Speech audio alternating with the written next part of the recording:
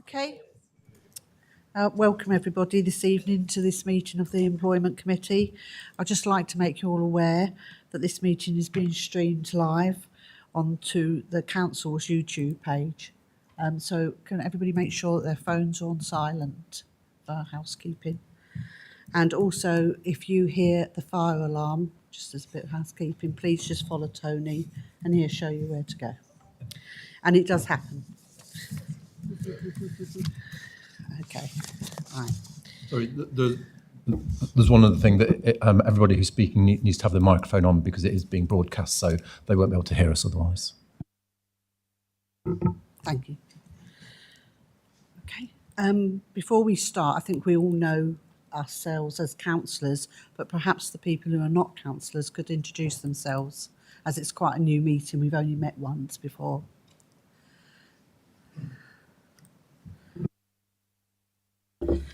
Hi, I'm Nikki Bain, Strategic HR Manager. I'm Kieran Hans, HR Manager.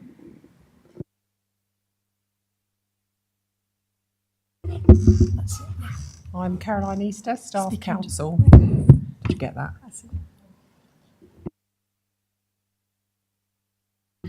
Okay, thank you for that. So first thing, apologies. We have one apology from Councillor West, Chair. Thank you. Minutes of the last minute meeting, which is on the 22nd of June. Yes, it was quite a while. Was everybody happy with the minutes? Okay, thank you. I'll just sign.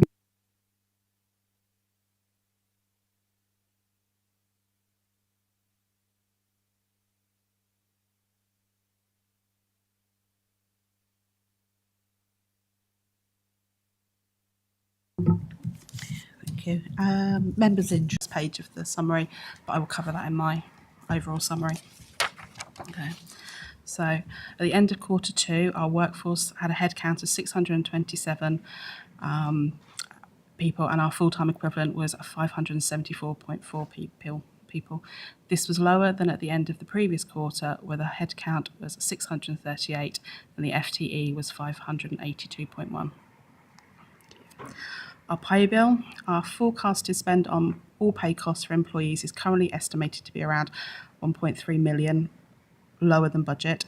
In contrast, there is an estimated overspend on contractors and agency staff against an expected spend of just under 300,000. This nets an overspend of 110,000 approximately against our staffing budget at this time. All of our recruitment now remains a focus for SLT, and is all vacancies are monitored through the SLT process to help manage our recruitment spends. Leavers.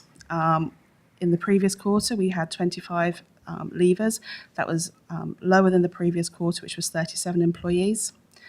Our percentage turnover for the previous 12 months was 20.2%, which is lower than the last quarter, which is 24.4%. It should be noted that 19 of the leavers were fixed-term kickstart placements. This was a scheme that HDC supported during COVID. Obviously, this figure increases our turnover at this current time. Our turnover is reducing, and we've seen that a trend this year, and it can be seen that we are in line with LGA benchmarking for turnover at the moment. From looking at the data, it can be seen the top reasons for colleagues leaving are pay, retirement and job change. In the period, we had 2 retirees with 46 years combined service. Okay, and I'd like to place on record our thanks for their time at HDC and wish them all well for their future retirement. Thank you. Thank you. As can be seen from the report, there are a number of external factors that will be impacting our turnover at this time. These things include the Great Resignation, which is impacting the country since COVID, with people reevaluating their lives and moving on. The war on talent, our recruitment pools are shrinking, and it is becoming ever more challenging to recruit people into roles. The current economic climate, we all know where the climate sits, the challenges that people are facing financially, which is driving people to look for other roles. And the final part is that we are watching is the South Cambs District Council 4-day working week trial that's due to start in January. So we are watching this to understand what impacts that may have and any opportunities or challenges that it may bring to us as a council. Okay, move on to recruitment. It does continue to be an area of focus within HR. There was a slight decrease in the activity in the last quarter, but that takes into account the summer period, which we'd expect to see slightly less recruitment. We are still facing a challenging market. There have been a number of failed recruitment campaigns in the period where there's either been little or no interest in vacancies. The most difficult recruit to areas have been planning, One Leisure, ICT and HR.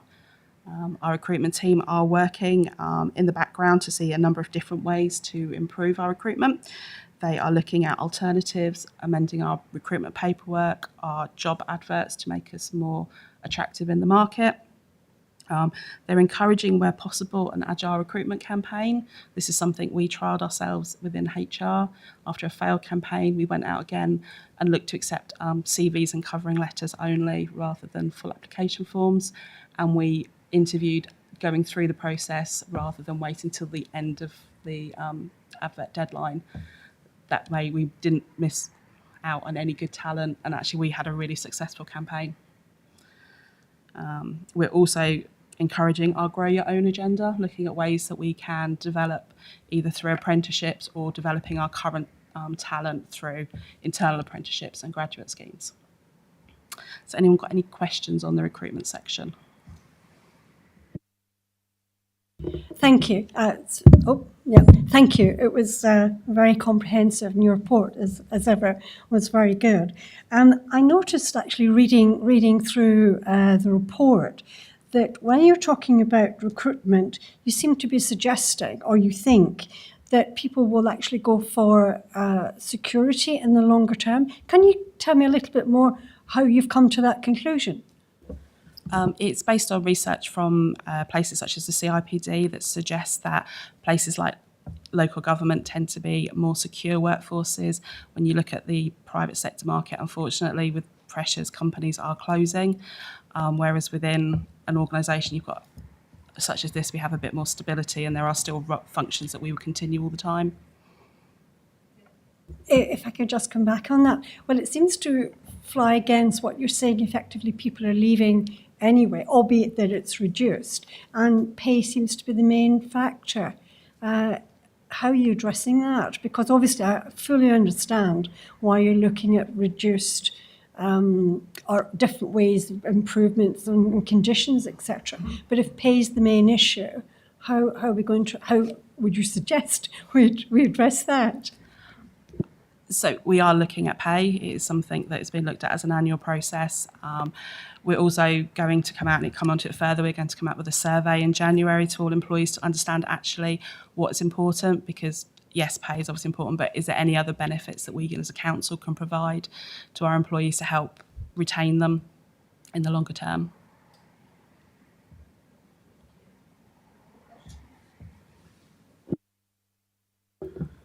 You probably won't be able to answer this right now, so it's perhaps one to take away. But I'm kind of interested to see how headcount has changed over the years, and whether it would be possible to look at what the headcount was, say, in 2014, and what the headcount is now. I'd be quite interested to see how many staff we've lost or gained over that period. Of course, I'll take that away, and we'll get the headcount for the last 10 to 12 years. We should have that data.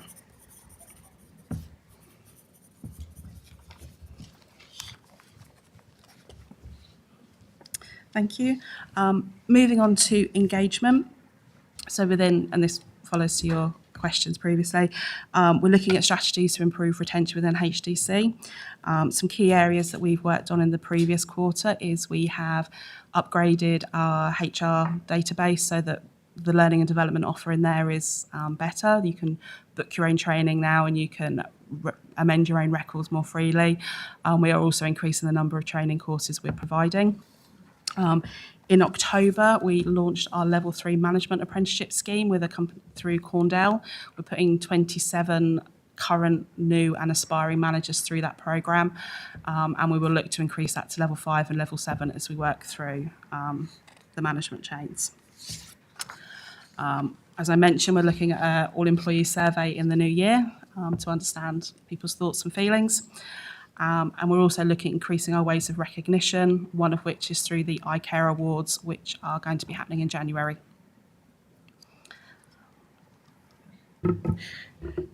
Thank you. Again, very, very helpful. You said that you're actually going to be doing a staff survey in January. Will that be fed back to this group so we can actually get the view of the staff as to how they're feeling on things? Of course, we're hoping to have some results to bring back to you in the February meeting. Thank you. Okay, yes, I just have a couple of questions. And you say that in October, 24 people, did they all attend that? They have all commenced the course, yes. And do we know how many apprenticeships that we've got at the moment? I don't know how many exactly. I can get that figure for you. Okay, thank you. And would it be possible for us as a panel, when you send out the questionnaire, that you send a blank questionnaire out to all of us so that we see what questions are being asked and everything? Of course. Yeah, thank you.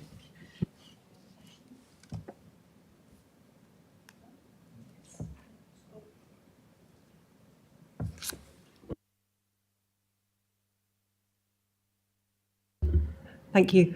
I wanted to pick up on the staff recognition and reward programme that is being proposed, and an indication of what benefits the staff could apply for or receive. Obviously, we'll work on feedback, but we will be looking at things that we can offer, maybe a potential benefits platform. If we can do further with recognition through, we have iCare values, postcards that we can send in recognition. So it's just looking about some of the smaller things as well to do, as well as the larger scale programmes. I mean, I think that's important, and it can be such a small thing, but it can help to boost morale. So I think it doesn't have to be necessarily a huge gesture. I think it is really important that you recognise good work. I think sometimes we've got a bit quick to recognise bad practice, but I think it's very important that you recognise good practice as well. So that sounds good. Thank you. Just another question, if I may. Sorry. I noticed recently that the minimum wage has gone up, or the living wage has gone up. Are we adopting that for all our staff, particularly in One Leisure? I know that was a particular issue before. So the national living minimum wage we have to increase in April. It's a guidance we have to increase, so it will be implemented for everybody.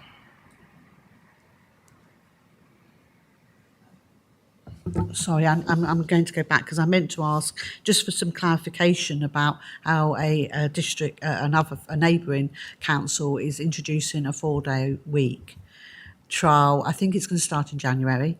So I was wondering if you could just say a little bit about that and how you think that might impact, or whether we may be thinking of doing that as a trial. Thank you. Of course. So obviously we are aware that the trial is happening. It commences in January for 3 months for office-based staff, and then may move into some of the operational roles in March to April time next year. We are at the moment watching closely to see what that rollout looks like, what the challenges are. So obviously there are some real benefits with a 4-day working week. It also brings a number of challenges and things that we would need to work through if it was something that came to HDC, but it's certainly something we're watching and seeing.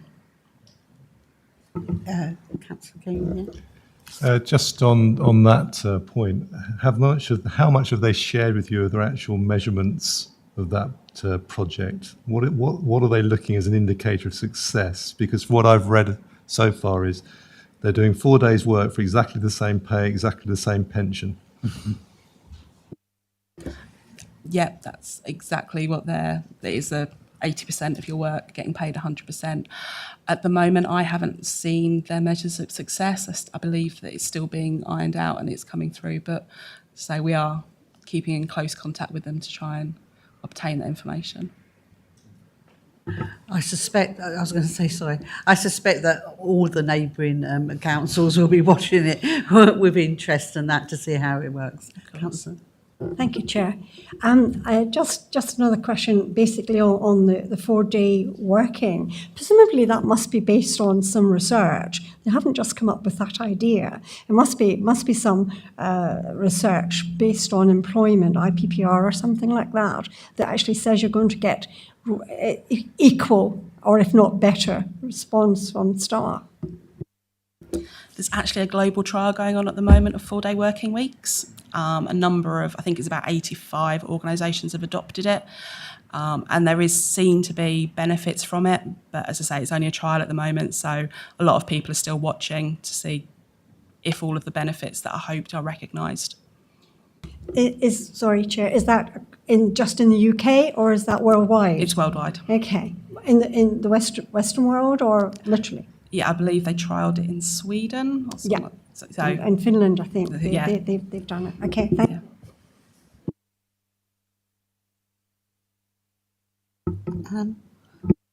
Thank you. I just wanted to pick up on the survey that reported to be taking place October, November. I just wanted to, I suppose, ensure that has taken place and closed. Yeah, that has taken place. That was on behalf of the Employee Reps Group in Unison regarding the pay claims for 2013-14. So that survey has taken place. Okay, and results awaited, I assume. They are, yes. Thank you. Will those results be shared as well with this committee? That would, the ERG and Unison would share those. Are there any more questions for that section? Yes, Councillor King. Just a very quick one. I noticed that One Leisure are doing a staff awards programme at the moment. Is that going to be something you'll be doing with a number of different parts of the operation? So One Leisure have their own one, and then we have the iCare Values Awards, which will be for the whole of the organisation. Sorry, Chair. So apologies. Just again on the issue of pay. I'm just looking at your pay policy, and obviously rewarding staff for excellent work. Is that sort of transparent and clear? Do we have clear measures actually how that staff award is actually allocated? The pay award. I'm looking specifically actually at performance, actually saying how do you measure excellent performance in addition to normal pay rises? So that is done through an annual process where managers recognise their high achievers, and it goes through a scrutiny panel within SLT. Do you use 360 feedback for that? I don't believe we do, no. Okay, have you considered 360 feedback? Everything's to be considered. Thank you. Okay. We did used to do 360 feedback not that long ago.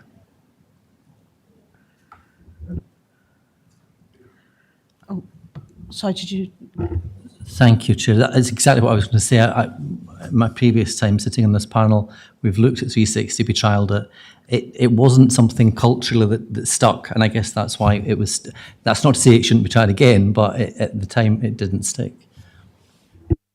Okay. So for new members, do you want to explain what that is, 360? Because people might not understand what you're talking about. Apologies. Yes. So 360 feedback is where you get feedback from not just your manager, but your peers and your colleagues and potentially your reports as well. So you get a more holistic view. Everybody okay? Should we move on to the next? Oh, sorry. Just a quick one, please, on the absentee levels, the working days lost. I'm disappointed to see that sort of creeping up, and that was our summer quarter. I appreciate we had some excessive heat, but it's obviously something to note. with some degree of concern. Yes, I was just about to move to sickness.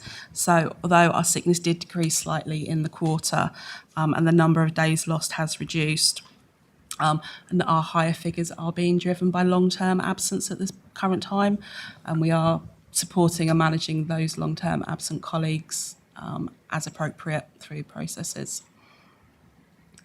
So the top reason for sickness in the quarter was musculoskeletal, with the second highest reason being COVID. And COVID obviously is still something we are watching and concerned of, with rates increasing again and moving into the winter period when we expect to see more COVID across the country. Sorry, Chair. I've just looked at the sickness reasons. I noticed actually the third highest is actually stress. Equal. So what are we doing about that? It's particularly an issue on staff wellness. It'd be obviously part of the recruitment and retention that we would actually have to be doing.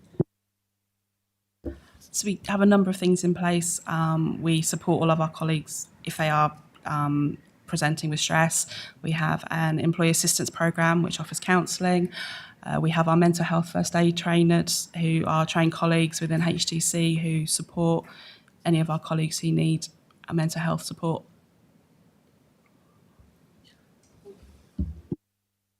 I just want to take that top one, problems back neck. Do we know whether this has increased because of home working and the positioning of desks, or people chairs? Are they using tables? Because obviously they probably improvise at home. Some probably use their kitchen table. Some other people probably use their dining table. Do we know what the cause of that is? We don't, but we can certainly look through the reasons and the people have given for their absences and understand what areas of the operation they come from and whether that may be a cause. Yes, I think that'd be quite important, Councillor Corley. So, thank you, Chair. It's a good point you've raised, and I think, are we conducting ergonomic reviews of home workers, and do we have a recommendation? Do we make sure, because as employers we have that duty of care towards those employees no matter where they're working? Can you tell us, do we have a programme in place that does that?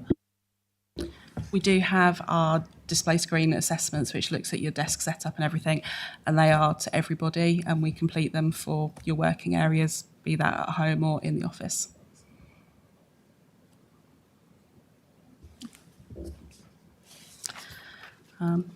Moving on to the HR caseload, it has increased ever so slightly in the last quarter, but the majority of our cases are dealt with informally.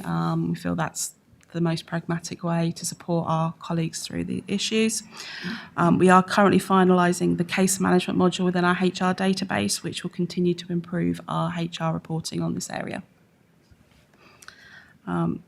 So concluding this, all of the factors that I've talked about this evening and the survey that we are going to undertake in the new year will inform our forthcoming workforce strategy. This will be evidence-based, but also respond to the needs of the organisation and our residents, and the desires and needs of our current and future workforces. The results of the staff survey and engagement will help form the strategy, which will be brought forward to this committee next year. Thank you. I think that's going to be very important, because it's been a long time since we've had one of those surveys, and I know they're only, if you like, a spotlight on what is happening at the time sometimes, but I think because we haven't had one for so long, it's very important that this takes place and does come back. Okay. I'm not sure, Tony, perhaps you could guide me, as you brought up about home working, whether we can ask one of the overview and scrutiny panels to look at home working, because there's obviously there's lots more people that are home working now. Do we know what the impact that has? And there's home working and there's home workers, and there is a big difference. And I did wonder whether I don't know if we have that remit to ask. You do have in your remit the ability to look into matters like that, so you could do that yourself. Perhaps we'll discuss that in the next few days. Okay, that's fine. Okay, thank you. Okay. I just wasn't sure.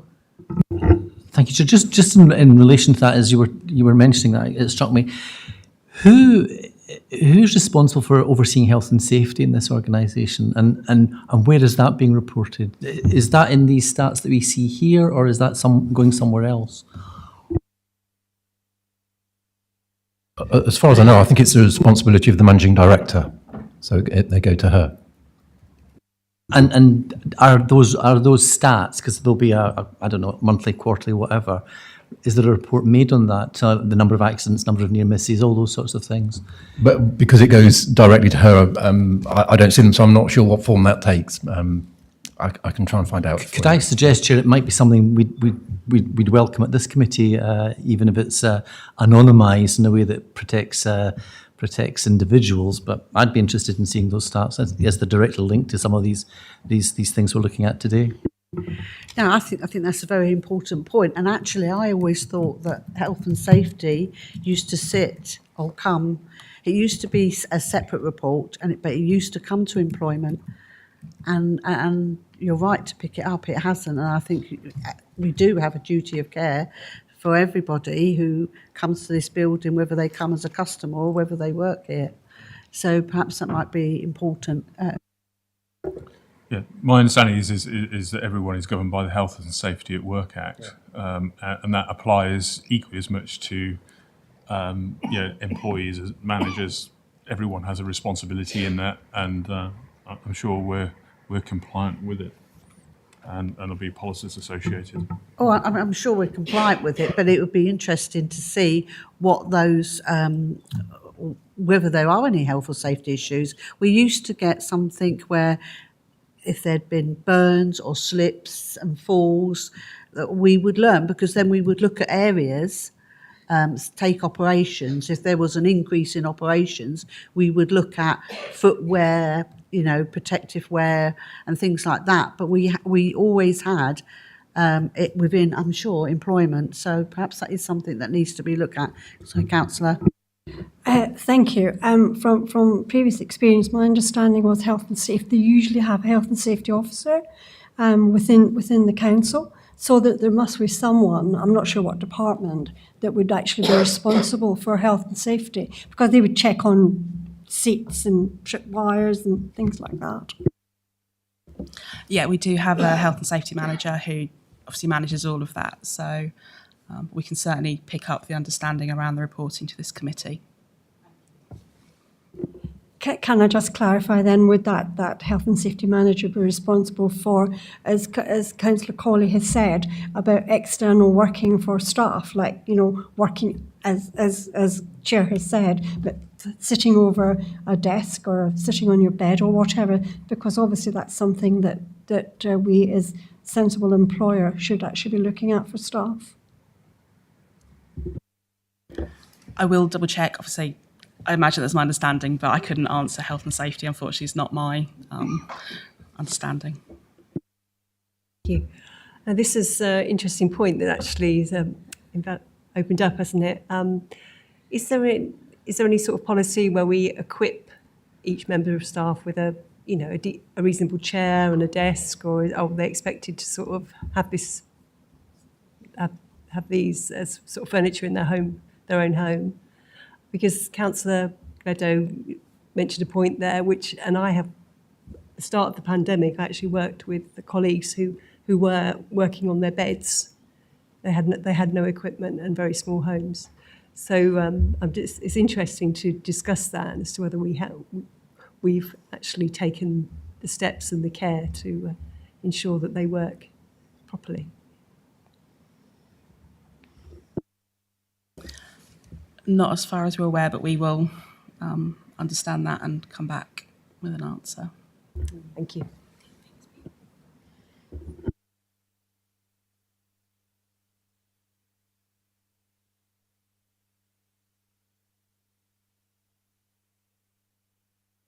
Agenda item 4. Thank you. This is within the HR team. We've commenced a programme of reviewing and refreshing our HR policies. This is to ensure that we are accurate, legally compliant and reflect the current practice within HDC. Also, where appropriate, the policies have been updated to reflect our current recognition agreement with Unison and the move to ERG from the Staff Council. As part of those updates, version control is being added to all policies to ensure a clear chain of amendments made. The review has commenced with the policies that was believed required the smallest amendments. All other policies will go through a review process with as a base, the version control being added and the correct representative groups reflected. The policies we've brought to you this evening are the redundancy policy, the AWOL policy, the disciplinary policy, the volunteer policy, and the sickness absence policy and procedure. As detailed in the report, there are a number of minor changes made. I don't plan to run you through them all this evening. I provided copies of the policies for your information, and we're asking the committee to consider and endorse the updated policies. If you have any questions. Thank you. Thank you. Does anybody have any questions around the policies? I just have an observation really to say that I thought they were very well written, and I think they do give a very clear pathway as to what the procedure is in each policy. And I think that's very, very important when people are perhaps vulnerable because they're coming to a disciplinary hearing or their job might be being made redundant, that they can read something, importantly understand it, and have that clear pathway of what is going to happen. And from reading this, I found that. So I would like to say well done on writing these reports. I thought they were very good. Simply just an endorsement of that, thank you, because they are detailed, they are thorough, and quite, there's obviously no documentation is simple to read, but you can work your way through it and understand the process. So I think highly commended. Thank you. Thank you.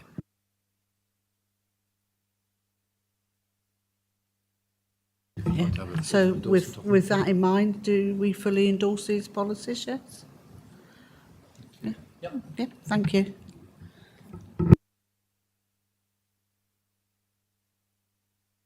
Five, and that's the employee rep. Whether you have anything you wish to bring to tonight's meeting? No, there's nothing from us. Nobody's asked me to bring anything up anyway.